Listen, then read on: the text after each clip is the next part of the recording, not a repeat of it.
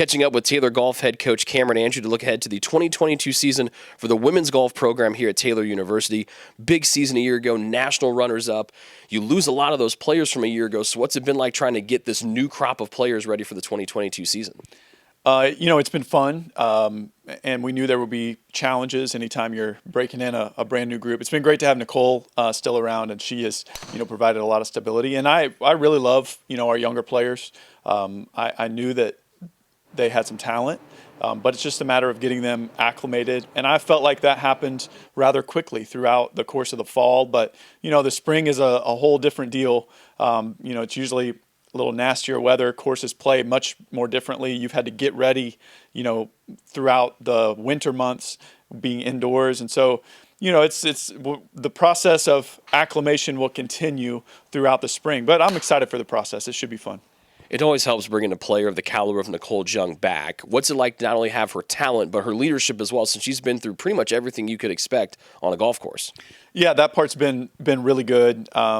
She's just got such a great spirit about her. She's positive and she works extremely hard. The game is really important to her, but she just brings joy. And so it's fun, to have her around. We're going to depend a lot on her for her leadership throughout the spring. What's been the preparation like for this first tournament here in a few days?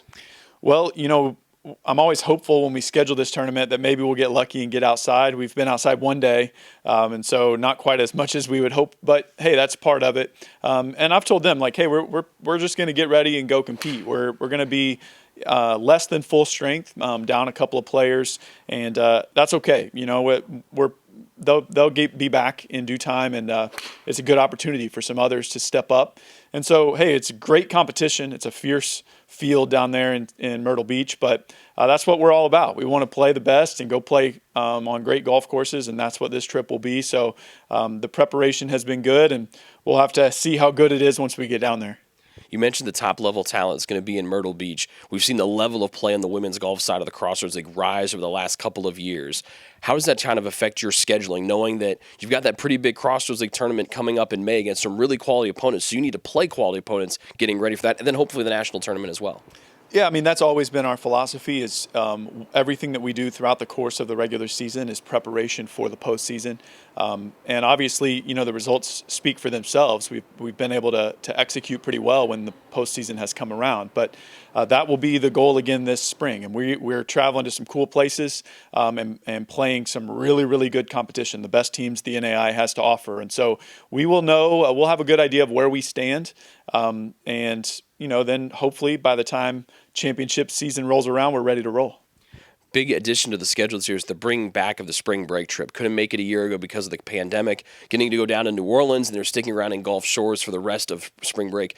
Not only get to play some great golf in hopefully some warm weather and some great conditions, but a lot of fellowship time as well. How important is this trip going to be this year for the young team, maybe different than in years past?